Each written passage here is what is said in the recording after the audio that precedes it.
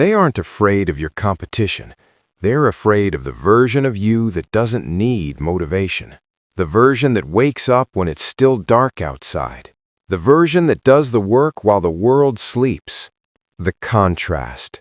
Most people treat discipline like a cage, but you've realized it's the only set of keys that actually fits the lock. While they are waiting to feel ready, you start. While they are posting about their goals, you've already forgotten about yesterday's win. The psychology. This level of discipline isn't about willpower. Willpower fades by 3 p.m. This is about identity. You're no longer asking, how do I stop procrastinating? You're asking, what would the person I'm becoming do right now? The execution. So you do the boring thing. You do the repetitive thing. You do the thing nobody claps for. And eventually, consistency creates a gap they look across and don't understand how to close. The result. This is what scares them. Not that you're talented. Talent is common. It's that you can no longer be talked out of your potential. You have become immune to the comfort of quitting.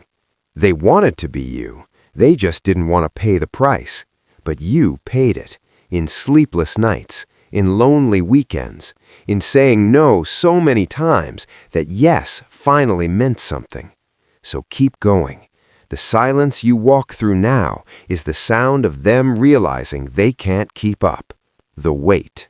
But let's not romanticize it too much. This path doesn't feel heroic while you're on it. It feels like you're missing out. It feels like you're running a race with no finish line. And the worst part? Nobody asked you to do this. The doubt. This is where most people break. Not because the work is hard, because the silence is deafening. You start asking yourself, what if I grind for years and nothing changes? What if I become the most disciplined failure they've ever seen? What if this is all for nothing? The answer. And then something shifts. You realize you aren't doing this for a result anymore. You're doing it because quitting would hurt more. The discipline is no longer a tool. It is the reward. You stopped asking, when will I arrive, and started honoring the fact that you are already on the train. The transformation. This is when you become dangerous. Not because you're aggressive, because you are patient. You used to chase validation. Now you outlast it. They offer you shortcuts. They offer you just this once. They offer you an exit ramp. The fear they feel. This is why they're afraid. Not because you're better than them, because you kept showing up after being average. They had the same 24 hours. They just spent theirs convincing themselves tomorrow was the day. And you ran out of tomorrows. You only have today. And you refuse to waste it. The price. But make no mistake, this level costs you. It costs relationships. It costs comfort. It costs the version of you that could have stayed small and been loved. That person is dead. You killed them on purpose, and you would do it again. The acceptance. This is not a revenge story. You aren't doing this to prove them wrong. You're doing this because the alternative is unbearable. To look back in 40 years and wonder, what if? That is the only failure that actually exists, and you refuse to be a ship in a harbor. The invitation. So here is what comes next. You can turn back now. You can have the comfort. You can be normal. But you already know which path you took. You took it the moment you watched this video and felt something tighten in your chest. That's not anxiety. That's the real you knocking. And they are tired of waiting. So open it, or spend the rest of your life listening to the echo. The inevitability. There comes a point where discipline stops being a choice. It becomes a reflex. You stop congratulating yourself for doing the work. The work is just Tuesday, and Wednesday, and Thursday, and suddenly it's December, and you don't recognize the person in the mirror. Not because they look different, because they look like they always belonged there. The shifting of goals. You thought success would feel like winning the lottery. It feels like exhaling. You thought you wanted the mansion. You just wanted to stop feeling small. You thought you wanted the applause. You just wanted to hear your own voice over the noise. You have it now, and it is quieter than you imagined. The loneliness of the peak. This is the part they don't show in the motivational videos. The higher you climb, the thinner the air gets. Not just oxygen, people. You outgrew conversations about traffic and weather, not out of arrogance, out of mismatch. You speak in decades now. They speak in weekends. Neither is wrong. They just aren't the same language anymore. The ghosts.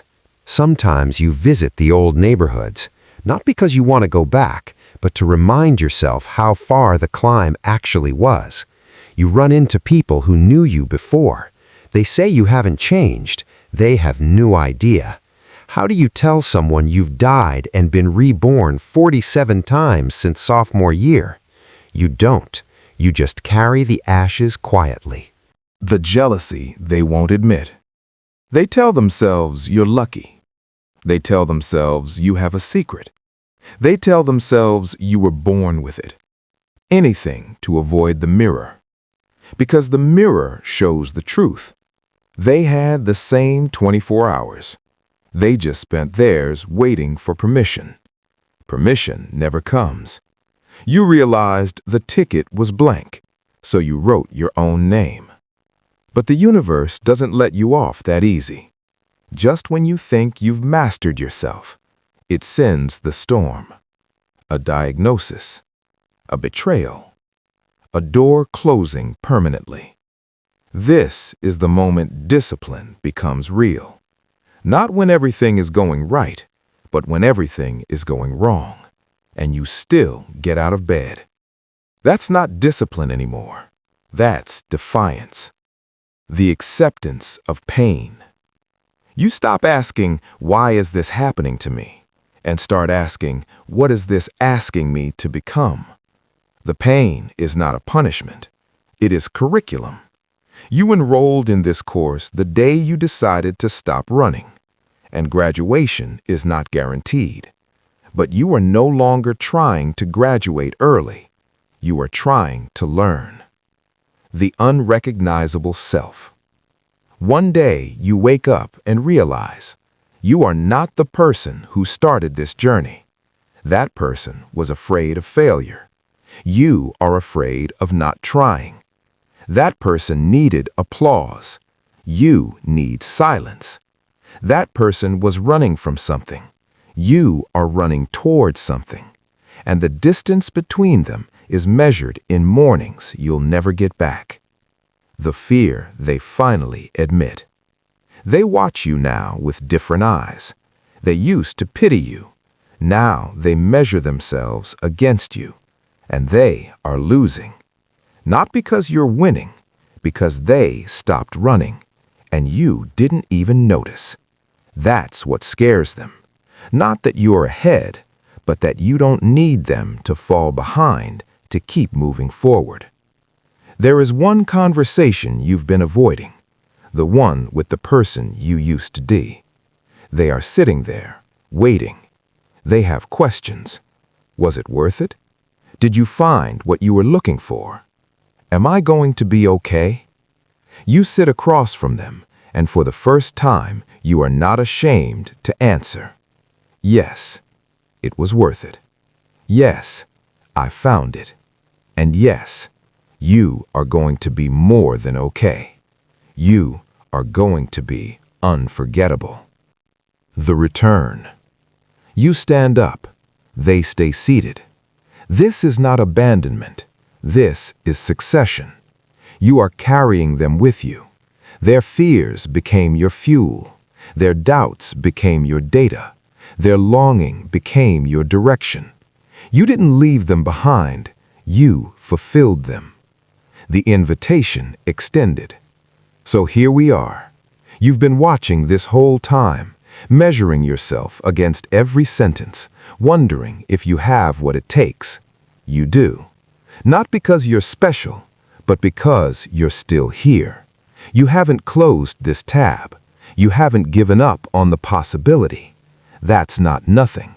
That's the beginning. So here is what you do next.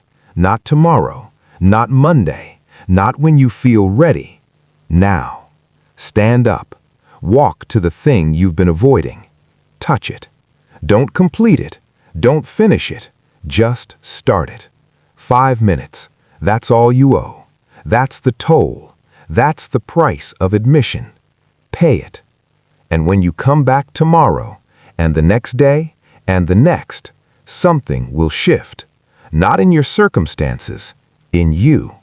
The voice that used to say, I don't want to, starts saying, let's get this over with. And then one day, it says nothing at all. Because there is nothing left to argue about. You already know who you are. The quiet. This is what they will never understand. The silence is not emptiness. It is the sound of everything clicking into place. The war is over, not because you won, but because you stopped fighting yourself. The part of you that wanted to quit, and the part that wouldn't let you. They are not enemies, they are partners. And they have agreed on one thing: forward. One day you will be gone, not tragically, just inevitably. And someone will find the traces you left behind. A journal entry from 4 a.m., a habit tracker with 2,000 consecutive days, a book with underlined passages, and they will realize, someone sat in this chair before me. Someone faced the same silence. Someone kept going. So I can too. But that is future tense. You are still in the chair. The page is still blank. The alarm is set for tomorrow. The question is not whether you can do this. You've already proven you can. The question is whether you will, whether you choose again to become, and again, and again, until become is all that's left. They are afraid, not because of what you've done, but because of what you've proven is possible. You took the raw material everyone is given, and you refused to leave it on the wheel. You kept spinning. You kept wetting your hands. You kept showing up at the wheel. And now you are a vessel, not empty, full. Of everything you chose to become. And it is beautiful, and it terrifies them. The mundane aftermath. You expected the transformation to feel like lightning. It feels like rainfall. You expected a revelation. You got a to-do list. And somehow that is more profound. The sacred is no longer separate from the ordinary. The work is the prayer. The consistency is the creed. And you are no longer trying to escape the mundane. You have finally arrived inside it. The invisibility. There is a stage of discipline no one talks about. The stage where you become invisible. Not because you are weak, because you no longer need to announce yourself. The tree that grows the deepest roots receives the least applause from the branches. You used to need the light. Now you are the soil, and things grow in you that will outlive the spotlight. The relationship with time. You stop racing time. You start walking with it. Time is not an enemy to be defeated. It is a partner to be danced with. You used to say, I don't have enough time. Now you say, I have exactly enough for what matters, not because time expanded, because your priorities stopped bleeding into each other. Work stays in the work container. Rest stays in the rest container. And you are no longer everywhere at once, which means you are finally, fully, anywhere. The strangers who notice. But invisibility is not permanent. Eventually, the roots show above ground. Not because you tried to be seen, but because results have gravity. People start asking how you did it. They want the formula. They want the 3 easy steps. You don't know how to tell them. There are no steps. There is only the line. And you have been walking it for so long, you forgot there was another way to travel. The failure of explanation. You try to explain it anyway. I just decided I wasn't going to stop. They wait for the rest of the sentence. There is no rest of the sentence. You see it happen. The moment they decide you're withholding the real secret, you weren't, but they won't believe you. Because if it were that simple, they would have to admit they chose not to do it. You stop explaining, not out of arrogance, out of efficiency. You have limited breaths. You will not waste them on people who have already decided not to hear. This is not cruelty. This is stewardship of your energy, of your attention, of the fire you spent years building. You will not throw logs at people who bring water. The quiet influence. But here is the paradox. The less you try to influence people, the more you actually do. They don't ask you for advice. They just watch what you do, and they replicate it. Not because you asked them to, because you made it look possible. That is your legacy. Not the work you left behind, but the permission you gave others to start their own. The relationship with failure. You have not escaped failure. You have simply changed your relationship with it. Failure is no longer a verdict. It is data. You used to take it personally. Now you take it clinically. This approach didn't work. Not I didn't work. The ego is no longer on the operating table. It is the surgeon. But do not mistake composure for numbness. You still grieve, not the failure, the cost. You think about them sometimes. The people who used to be your people. You wonder if they think about you. You wonder if you made the right choice. You will never know. This is the grief no one prepares you for. The discipline to keep going includes the discipline to keep missing them. The integration. But grief and discipline are not opposites. They are siblings. Both require presence. Both require you to feel the weight. You cannot outrun what you carry. You can only learn to carry at will. So you carry it.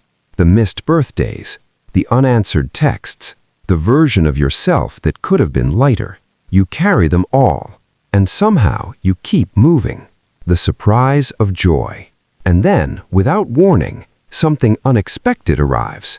Joy. Not the loud, desperate joy of escape. The quiet joy of arrival. You forgot this existed.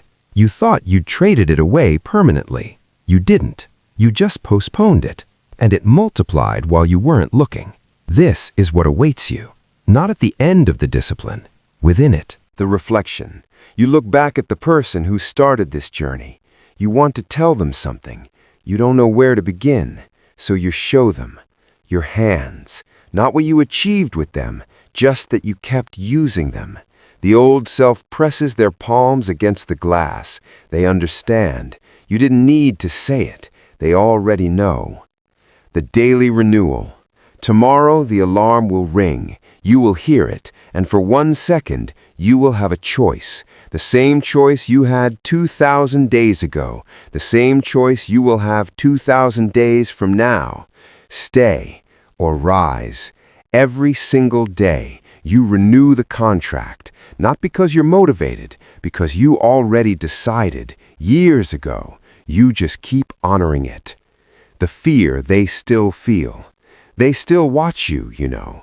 Years have passed. They are still there. You are still moving. The gap is no longer measurable. Not because you're faster, because they stopped measuring and you never started. This is the final insult. Not that you won, but that you forgot they were competing. They wanted to be your rival.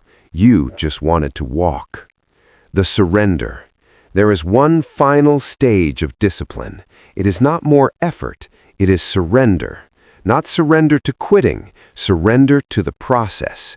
You stop trying to control the outcome. You stop checking the growth charts. You stop demanding guarantees. You realize there were never any guarantees. There was only the work, and the work was always enough. The work is the destination. So here you are, not at the end, not at the beginning, in the middle, which is the only place anyone ever actually stands. The beginning is memory. The end is speculation. The middle is the only address you have, and you have made it home. Not because you arrived, because you stopped trying to leave. This is where you live now, between who you were and who you're becoming, in the only moment that has ever belonged to you. This one, this one, this one. The quiet. They are still afraid, but that is no longer your concern. Your concern is the page, the rep, the conversation you've been avoiding. Your concern is the small, unglamorous, the unnoticed. This is where discipline lives now, not in the grand gestures, in the invisible consistency of a life no longer at war with itself. The invitation reprise. You are still watching, you are still wondering if this could be you. It can, not because you are special, because you are still here. You haven't looked away, you haven't closed the tab, you haven't given up on the possibility. That is not nothing, that is the beginning. Again, it is always the beginning. Again, again, again. Until beginning is all that's left. They are afraid, not because of what you've done, but because of what you've proven, that it was always possible, that the cage was never locked, that the only thing separating you was the decision to move. One step, that's all it takes. One.